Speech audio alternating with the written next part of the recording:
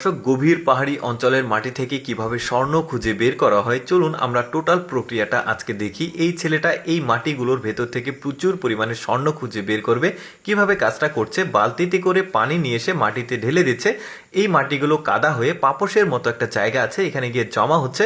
মূল পাথর, নুড়ি পাথর, সেগুলো পানিতে গিয়ে পড়ছে আর স্বর্ণগুলো, কাদাগুলো এই পাপোশে আটকিয়েছে। এখন পাপোশটা ঝেড়ে ফেলে দিল। এখন ওই পাপোশের যে ময়লাগুলো এই ডিশের উপরে নিয়ে চারিদিকে ঘোরাচ্ছে। দেখুন নিচে প্রচুর পরিমাণে স্বর্ণ আটকে থাকবে। দেখতে কিন্তু বেশ চমৎকার লাগবে। আপনারা পুরো প্রক্রিয়াটি ভালোভাবে দেখতে থাকুন। এইভাবে কিন্তু স্বর্ণ উত্তোলন করার, খুঁজে বের করার দৃশ্য কিন্তু অনেকেই দেখেনি, যে কারণে ভাবলাম আপনাদেরকে একটু দেখাই। দেখুন এবার স্বর্ণগুলো কিন্তু ভিজিবল হবে। বেশ চমৎকার কিন্তু এই যে দেখতে পাচ্ছেন চকচক করছে স্বর্ণগুলো। কি দারুণ দৃশ্য, তাই না? এরকম আরো কয়েকটা পদ্ধতিতে স্বর্ণ খুঁজে বের করার দৃশ্য আপনাদেরকে দেখাবো। এখন এই ছেলেটা যেটা করছে, এই স্বর্ণগুলোর মধ্যে ধীরে ধীরে পানি দিচ্ছে। এখন পটের মধ্যে স্বর্ণগুলো জমা হবে। তারপরে দেখুন এটাও একটা পাহাড়ি অঞ্চল, আর এখানে মাটিগুলো কিছুটা আলাদা কালার। তো ছেলেটা চিন্তা করলো এখানে সম্ভবত স্বর্ণ থাকতে পারে। এখান থেকে বেলচাতে করে মাটি, কয়েকটা পাথর এখানে নেওয়া হয়েছে। এখন পাথরের উপরে মাটিগুলো গুঁড়ো করা হচ্ছে। করে কাঠের ডিশ, এটা কালো কালারের, এই ডিশের উপরে এগুলো গুঁড়ো করে এখানে পানির মধ্যে দিয়ে ঘুরিয়ে ঘুরিয়ে পরিষ্কার করছে। এবার নুড়ি পাথর, বালি, পলি মাটি এগুলো পড়ে গেছে। দেখুন এই ছেলেটা প্রচুর পরিমাণে স্বর্ণ পাবে এখানে। দেখুন আগের চাইতে কিন্তু এই ছেলেটা বেশি স্বর্ণ পেয়েছে।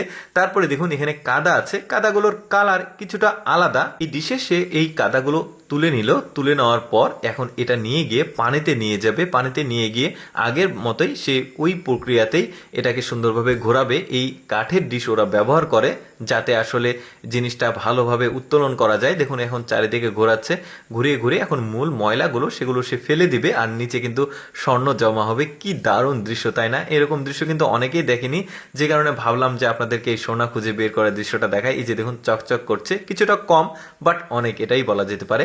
তারপরে দেখুন এই ছেলেটা এটা ঝর্ণার একটা নিচে এসেছে। তবে একটা নোটিফিকেশন আপনাদের দেওয়া উচিত, সেটা হচ্ছে কোটি কোটি বছর লাগে এই ধরনের স্বর্ণ তৈরি হতে। আর পাহাড়ি, গভীর পাহাড়ি অঞ্চল যেখানে ঝর্ণা থাকে, ঝর্ণার পানি স্রোত হয়ে বেয়ে যায়, ওই জায়গাগুলোতে আসলে এই স্বর্ণগুলো বেশি থাকে।